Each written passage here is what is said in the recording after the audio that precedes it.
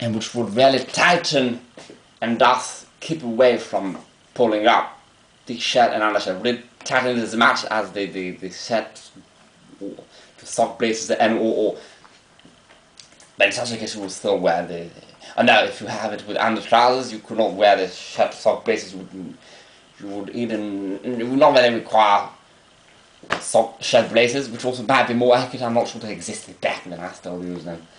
I think shirt to sock braces would have existed, but not simply shirt braces. But that thing of wearing the man's belt over, by man's belt I mean really like a waist cincher, not an actual belt. They used to call them man's belts. Over the shirt itself, it really does the job because it is meant to be tied to very tight in the waist, so it will prevent the shirt from riding up. It will, throughout the course of the entire it will ride up a bit, but not enough to be noticeable throughout, because especially one will be wearing a waistcoat on top of that and a coat, and obviously the trousers before that which are high-waisted. Yeah.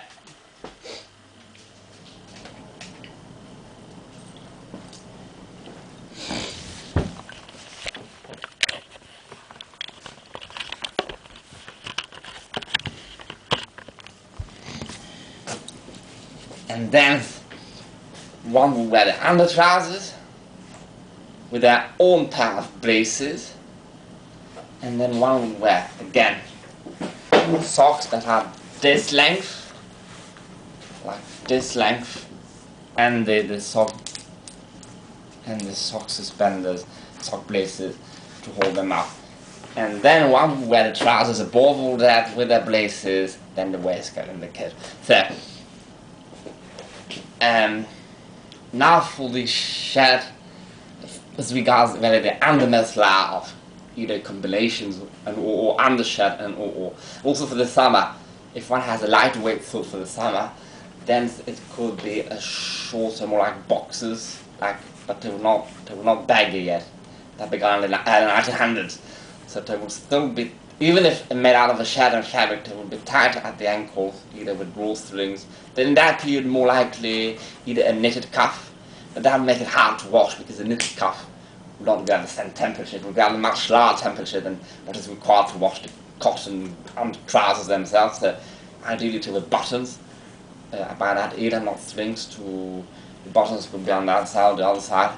It would be more comfortable the outside really, to tighten it at the legs.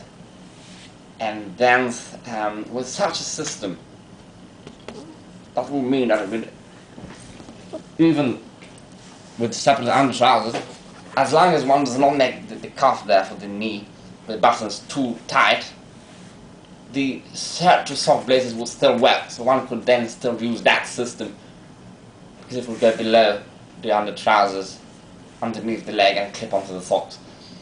So then that might be an option for the summer, even in England. And also the undershirt will still have to be worn, because as I said, it takes so long to starch a shirt and also a starched shirt is very uncomfortable, so it would have to be worn at least a vest undershirt, or more than a vest really, because a vest goes like that, what I call a singlet, or vest in British English. The Americans call it a singlet. No, it would have to be at least, even if it has to have short sleeves, because when starched, the hem there, not the hem, the seam there becomes very hard, and it would head below the armpits and really cut through one's skin, and thus it would require minimum short sleeves. I would go with long sleeves to go with long sleeves. Oh, sorry, I didn't want to bother you. We have to go with long sleeves in order to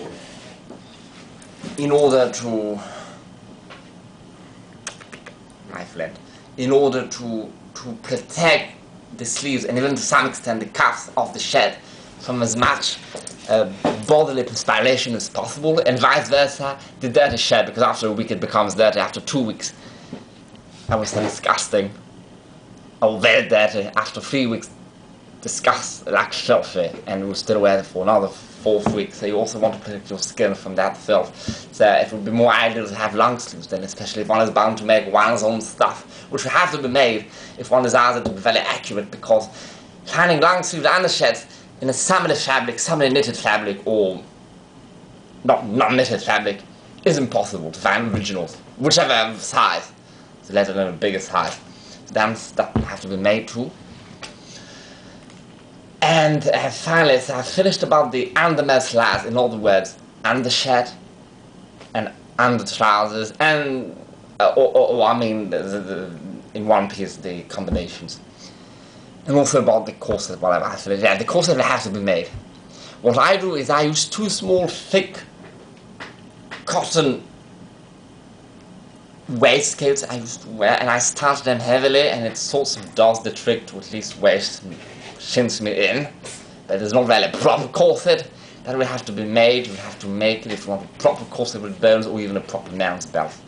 The next level will be a bone corset. They're different.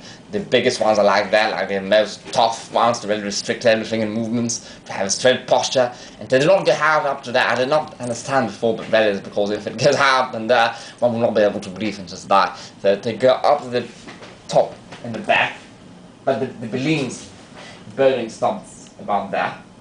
It goes to the top and the back to really restrict movement. It goes above the shoulders, but it does that weird thing, so then it leaves that small area free to breathe. And all the ones that go from here, the most restricting ones go from there to here, in order to restrict movements and be like that all the time and cinch everything in.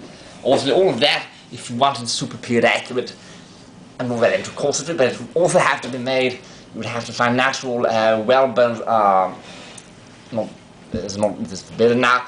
They also use a lot of steel. You would be able to find steel is practically made the same manner, but you would have to find an accurate fabric, cotton, coatine, or whatever. Or if you want it really tough, but it would be warmer, leather.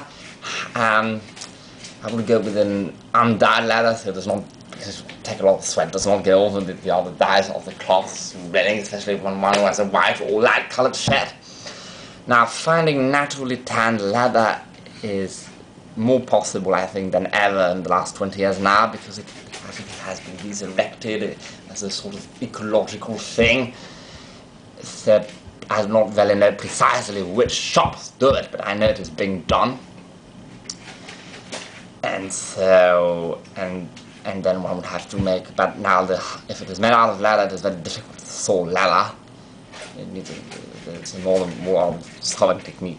Because all the men's corsetry shops that do it bespoke, for proper corset has to be made to measure, they do not do anything remotely, they don't even try to be accurate to the Victorian, whatever, this is the modern corsets that really have to be made. And then there are some historical women, and there are a lot of theirs that do corsets and all. Yes, that is the thing. You don't have to make it. I forgot to make the stuff, but from the corset to the undergarments to the garments themselves.